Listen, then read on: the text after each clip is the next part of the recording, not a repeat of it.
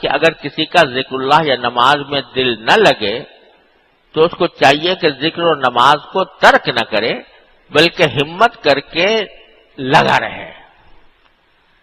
یہ بھی ایک بہت اہم مسئلہ ہے جو حضرت والا نے یہاں پر بیان فرمایا ہے کہ جتنے معمورات ہیں، نماز ہو، روزہ ہو، ذکر ہو، تلاوت ہو،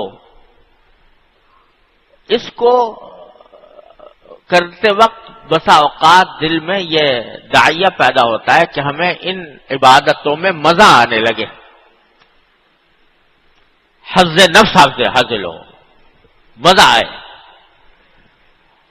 تو یہ تصور کے ان عبادتوں میں مزہ آنا چاہیے، اور اگر مزہ نہیں آ رہا، لطف نہیں آ رہا، حظ محسوس نہیں ہو رہا، تو اس نماز کو یا اس ذکر کو یا اس عبادت کو بیکار سمجھ کر بعض اوقات یہ نوبت آ جاتی ہے کہ لوگ چھوڑ بیٹھتے ہیں کہ جو مقصد تھا وہ تو حاصل ہی نہیں ہو رہا. تو ایک اہم اصول ہے جو حضرت والا نے جگہ جگہ جگہ جگہ جس کو واضح کیا ہے، وہ یہ کہ ایک تو ہوتا ہے عمل اور ایک ہے حال یا کیفیات. مثلا نماز عمل ہے، نماز کا عمل ہے کہ آدمی اس کے اندر کھڑا ہوتا ہے، تلاوت کرتا ہے، رکوع کرتا ہے، سجدہ کرتا ہے، یہ تو ہے عمل. اور ایک ہے حال یا کیفیت. حال اور کیفیت کا معنی یہ ہے کہ آدمی جب نماز پڑھے تو بس وہ ہر ماں سوا سے بے خبر ہو جائے اور بس اللہ تبارک و تعالی ہی کا تصور اس کے دل میں رہے، اور اتنا اس کو لطف آئے کہ بس ماں سوا سے بے خبر ہو کر بالکل مستغرق ہو کر نماز پڑھے. جیسا کہ بعض صحابہ کرام رضی اللہ تعالیٰ عنہم سے منقول ہے کہ حضرت ابو طلحہ رضی اللہ تعالیٰ عنہ نماز پڑھ رہے تھے اور ایک پرندہ آ کے ان کے باغ کے اندر کھجوروں کے درخت کے اندر پھنس گیا. باہر نکلنا چاہتا تھا مگر نکلا نہیں جا رہا تھا. تو ان کا دل میں خیال آ گیا کہ یہ پرندہ جو ہے یہ میرے باغ میں پھنس گیا ہے، میرا باغ کتنا لمبا چوڑا ہے کہ یہ پرندہ آ کے پھنس گیا. یہ خیال آ گیا. تو اس خیال کی وجہ سے انہوں نے بعد میں اس کو ایک بہت بڑا اپنے لیے بڑی مصیبت سمجھا، اور اس کی وجہ سے اس کا کفارہ یہ کیا کہ وہ باغی صدقہ کر دیا کہ اس نے مجھے اللہ سے غافل کر دیا، باغی صدقہ کر دیا. یا حضرت عباد ابن بشر رضی اللہ تعالیٰ عنہ کے بارے میں آتا ہے کہ وہ سرحد پر پہرا دے رہے تھے، اتنے میں دشمن کی طرف سے تیر آ کر لگا اور وہ زخمی ہوئے، خون نکلا، مگر نماز جاری رکھی. کسی نے پوچھا کہ آپ نے اس حالت میں نماز جاری رکھی؟ تو فرمایا کہ میں نے ایک سورت شروع کر دی تھی، اس میں ایسا لطف آ رہا تھا کہ میں نے اس کو چھوڑنا مجھے اچھا نہیں لگا. تو یہ جو کیفیت ہے کہ لطف آ رہا ہے، کیفیات طاری ہو رہی ہے، اور ان کیفیات کے اندر آدمی حظ محسوس کر رہا ہے، اس کا نام ہے حال. یہ کیفیت ہے، حال ہے. تو حضرت فرماتے ہیں کہ مقصود عمل ہے، حال نہیں، کیفیات مقصود نہیں، عمل بذات خود مقصود ہے. ساری زندگی آدمی نماز پڑھتا رہے صحیح طریقے سے سنت کے مطابق، جیسے ابھی عرض کروں گا انشاءاللہ، اللہ تعالیٰ اس کی توفیق عطا فرما دے. ساری عمر پڑھتا رہے اور ایک مرتبہ بھی کبھی مزہ نہ آئے، لطف نہ آئے، کوئی گھاٹا نہیں اس کا، کوئی گھاٹا نہیں، کوئی نقصان نہیں، بلکہ جو مقصود ہے وہ حاصل ہے. لیکن مقصود کیا تھا؟ عمل کرنا.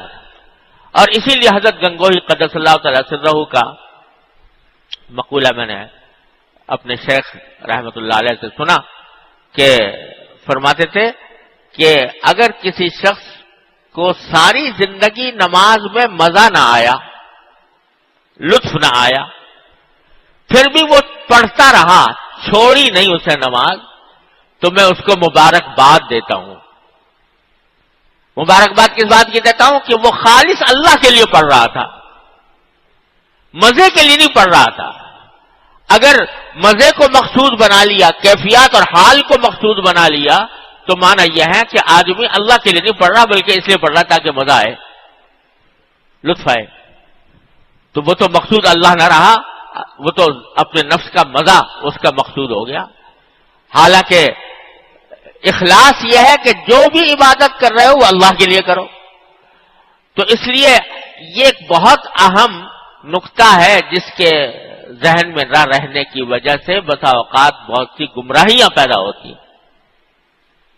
اللہ بچائے، جاہل پیروں نے یہ گمراہیاں پیدا کرنے میں بڑا حصہ لیا ہے۔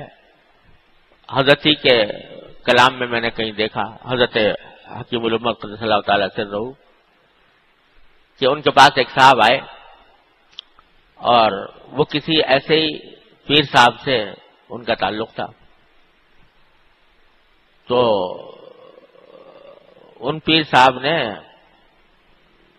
یہ گئے پیر صاحب کے پاس جب بیعت ہونے کے لیے یا ان کے مرید ہونے کے لیے، تو پیر صاحب نے پوچھا کہ بھئی کچھ نماز پڑھتے ہو؟ کہ جی پڑھتا ہوں۔ کبھی کچھ دیکھا نماز میں؟ کوئی جلوہ نظر آیا؟ کوئی کہ جی نظر تو کچھ نہ آیا۔ کہا تو بیکار ہی پڑی تم نے نماز، جو حاصل ہونا تھا وہ تو حاصل ہوا نہیں، میرا ثواب ہی ثواب ملا، میرا ثواب ہی ثواب ملا۔ گویا میرا ثواب جو ہے وہ کوئی حقیقت نہیں رکھتا، اصل چیز وہ جلوہ ہے یا وہ تجلی ہے یا وہ لطف اور مزہ ہے جو آنا چاہیے۔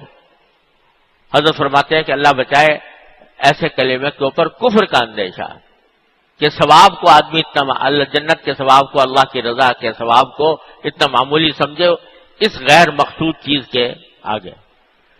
تو مزہ آنا کوئی ضروری نہیں، آ جائے تو اللہ تعالیٰ کی رحمت ہے، نعمت ہے، اللہ تعالیٰ کا شکر ادا کرو کہ اللہ تعالیٰ نے اس کے اندر بھی ہمیں ایک حظ عطا فرما دیا۔ جیسا کہ حدیث میں آتا ہے کہ نبی کریم صلی اللہ علیہ وسلم فرماتے ہیں کہ قرۃ عینی فی الصلاۃ، میری آنکھوں کی ٹھنڈک نماز میں ہے۔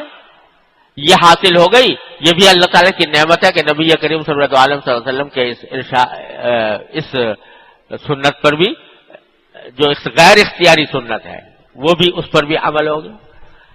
اللہ تعالیٰ کا شکر ادا کرو۔ یا جیسے میں نے پچھلی مرتبہ سنایا تھا شاہ فضل الرحمان کے مراد آبادی رحمۃ اللہ علیہ کا، جو فرماتے ہیں کہ بھائی جنت کی لذت اپنی جگہ اور حوض کوثر کی لذت اپنی جگہ، لیکن نماز میں ہمیں تو بڑا مزہ آتا ہے۔ تو اللہ تبارک و تعالیٰ نے وہ دولت ان کو دے دی، نعمت ہے ان کی۔ لیکن اگر کسی کو نہیں ملی تو اس کو یہ سمجھنا کہ میں محروم رہ گیا، اس کا یہ سمجھنا کہ میرا مقصد حاصل نہ ہوا، یہ گمراہی ہے۔ کیونکہ مقصود وہ مزہ نہیں تھا، وہ حظ نفس نہیں تھا، وہ کیفیت نہیں تھی، وہ حال نہیں تھا، بلکہ مقصود یہ تھا کہ جب اللہ کی طرف سے منادی نے آواز دی حی علی الصلاۃ، تو آدمی چل پڑے، اور دل چاہ رہا ہو نہ چاہ رہا ہو، سستی ہو رہی ہو کاہلی ہو رہی ہو، اس سستی کاہلی کو چھوڑ کر وہ اللہ کے لیے پہنچ جائے نماز کے لیے۔ یہ تھا مقصود، اور الحمدللہ وہ حاصل ہو گیا۔ تو پھر کچھ غم نہیں، ساری زندگی مزہ نہ آئے تو کوئی غم نہیں۔ البتہ یہ ضرور ہے کہ عمل ٹھیک ہو، حال ہو یا نہ ہو، کیفیت آئے یا نہ آئے، مزہ آئے یا نہ آئے، لیکن جو عمل ہے وہ درست ہو جائے، وہ اللہ تبارک و تعالی کے حکم کے مطابق اور نبی کریم سرور دو عالم صلی اللہ علیہ وسلم کی سنت کے مطابق ادا ہو جائے، اس کا اہتمام ہو۔ دوسری انتہا یہ ہے کہ اس کا اہتمام نہیں ہوتا۔